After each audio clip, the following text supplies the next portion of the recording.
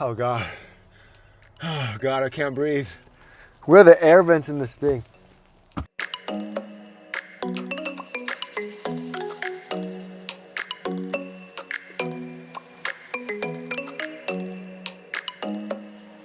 So, one of these Teslas is not like the other. I mean, aside from mine being matte and aftermarket wheels, what's different? 7 seats, baby! This is actually the Model Y 7-seater, and from the outside you can't even tell the difference. It looks the exact same. Okay, cat's out of the bag. I got a kid, so I ended up getting a 7-seater. Just kidding.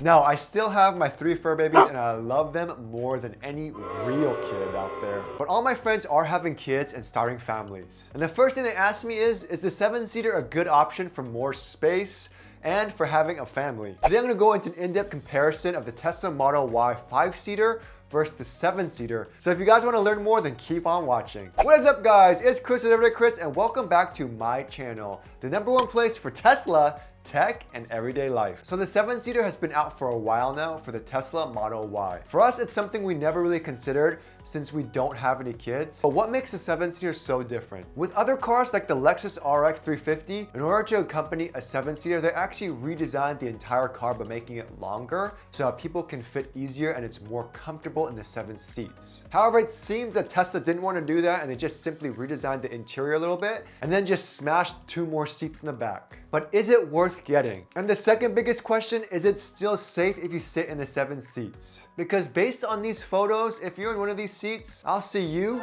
in heaven. So our friend just got their Model Y 7-seater delivered to them. So I brought my Model Y.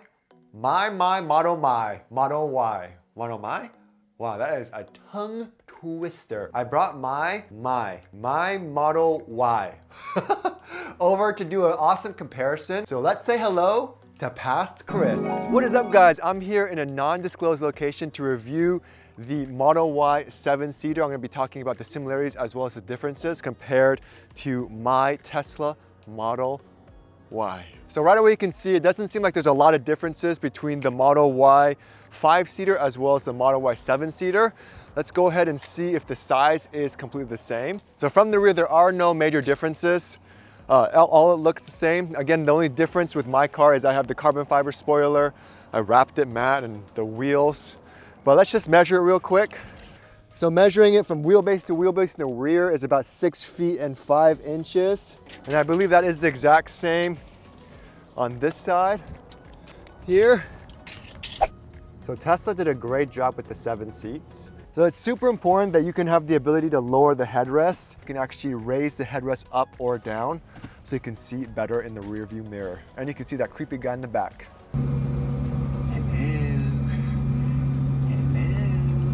So the one thing I need if I'm gonna be super uncomfortable in the 7th seat are cup holders. Because if I'm gonna be this uncomfortable, you should at least get me a drink. So we got cup holders and 2 USB-C ports, so that's a nice addition. There are no air vents, there is no extra LED light so people can read or do anything back there. It does come with a nice hand rest, so that's kind of nice. But that is about it. Let's see if a 6'3" person can fit in there. I already raised the seat up here and I'll show you how to do that in a second. Go ahead and see if I can fit. Oh God, here we go. Here we go. Not bad, holy crap. So I mean, legroom is not the worst, but my head for sure does not fit. Because if I'm here, it's like this. So they should really make a convertible Model Y, and then it's actually really comfortable this way. I mean, if you look at my legroom here, it's not too bad. The problem is the headroom, but I mean, if they make a convertible Model Y, I am fooling. This is actually really comfortable. Posture is perfect. I feel kind of good. Yeah, feeling good. Look at that view. Oh God. Oh God, I can't breathe. Where are the air vents in this thing? No air vents. I repeat, there are no air vents. Okay, so I'm 6'3" and I for sure cannot fit. So my wife is how tall are you? 5'3". She's 5'3", so we're gonna see if she can fit in the back here. Okay, so let me get out first. Oh, okay. I think the hardest part is getting out of this thing. God. They need a handle here for sure. Oh God. I can't fit. How do I get out of this thing? Oh, way easier to get out with these seats down.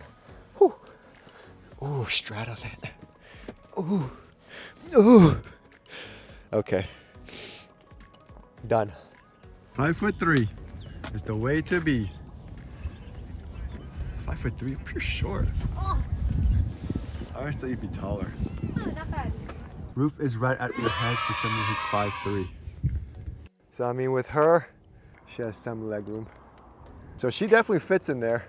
So it is possible someone who's 5'3" for them to fit. So if you guys have any families, does it fit a child seat in the 7th seat? I mean, I don't have any kids, so I have no idea how to use a child seat, but our friend was kind enough to let us borrow their child seat. So it looks like the only way to apply the child seat is with the 2nd row seats down, of course. And then I have my handy dandy child seat here.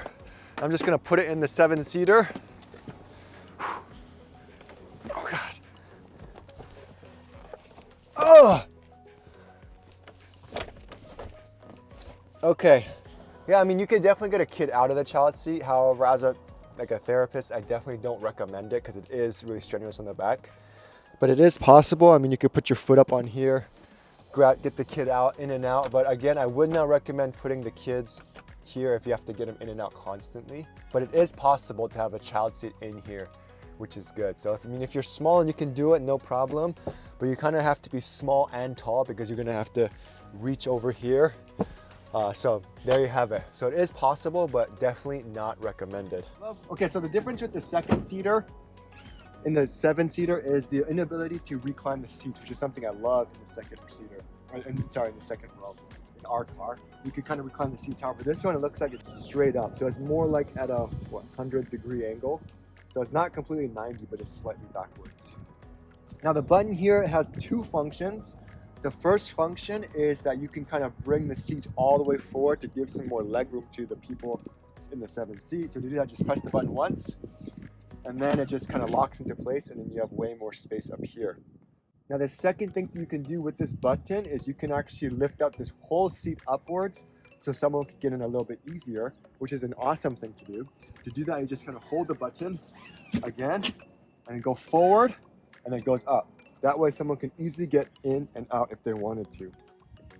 And then to bring it back down, you simply just pull down, and that's it. The car also lets you know if the 7-seater is not in the locked position, which is really cool. This handle just simply brings this seat back all the way down flat. Firmly, I might add, so make sure no one is there. It just smashes whoever's in that seat. Now, with my car, we have the center area with cup holders in it. Let's see if there's cup holders. Yep, so that remains the same. So the biggest difference is the inability to recline the seats on the 2nd row. So does the 7-seater fit a stroller? I mean, I just have a standard size stroller in here. With the seats up, there's barely any trunk space. So if you look here, like this is all the trunk space you get compared to my 5-seater. But does it fit a stroller? I mean, it looks like it might be able to fit a stroller. A few moments later. Yeah, it's not gonna fit, I don't think. Let's see, so there's no other, it's like there's barely any space in here. You have more space in a freaking Honda Civic. However, what if we remove the cover here? So if we remove the cover and then we put the stroller in that way, will that work? Because I know there's tons of space in here. See, I don't even think it'll fit this way. Wait, hold on, hold on.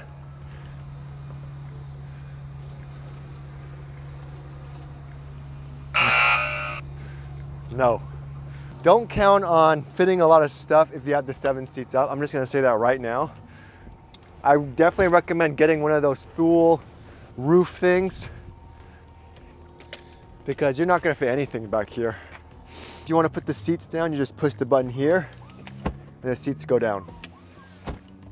And then again for the rear, the 2nd row seats, you still have this here, so you still can press this down to bring the seats down and kill somebody in the back because it smashes so quickly. So as far as trunk space goes, with the seats down, it's just like the normal trunk. So you have all this space here. Let me put this cover back on. So I'll compare it to my trunk, but it is almost the exact same.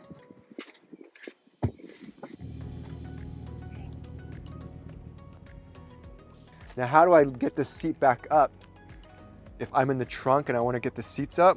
So the only way to raise it is to come over on this side and then push this back up. Oh. Then we just push this one up here as well.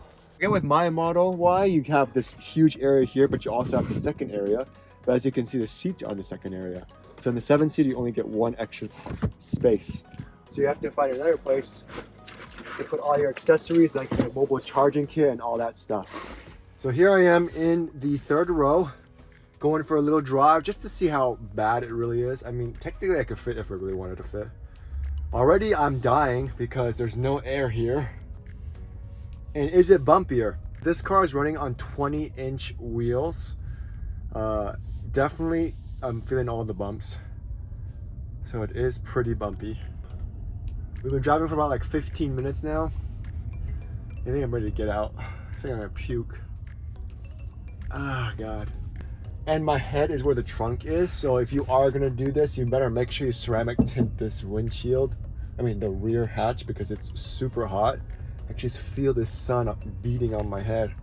So there you have it. Trunk space in the Model Y 7-seater is non-existent. Luckily, it's easy to fold down the seats so you have way more space. But if you plan on going a road trip with a ton of people, plan on adding one of those dual roof things that you can store luggage in, or just ship your stuff to the destination so that you guys have more space. And because it is a little bit heavier because of all that weight, make sure you realize that you do have to charge more often. And again, the back is not made for bigger adults, and for the people that can fit in the back, make sure you slip them some Ambien or some anti-nausea medicine because it's super cramped with no airflow and bumpy. And let's not forget, if you do get rear-ended, knock on wood, there's a possibility you'll die. I'm just kidding. It does seem like in the photos that the crumple zone went all the way up, so your seats would clearly get smashed. However, I don't think you're gonna die, but it does seem like a very risky place to be if you do get rear-ended by a truck. And again, I tried looking for Model Y crashes online and crash tests, but I couldn't find any for the 7-seater version. Anyways, I hope that video helped you in deciding between a Model Y 7-seater. Are you guys still gonna get the 7-seater? I mean, honestly, a lot of kids and families are still getting it because you can just put your kids in the back. But again, let me know in the comments if you guys are gonna get it. Anyways, I'll see you guys next week.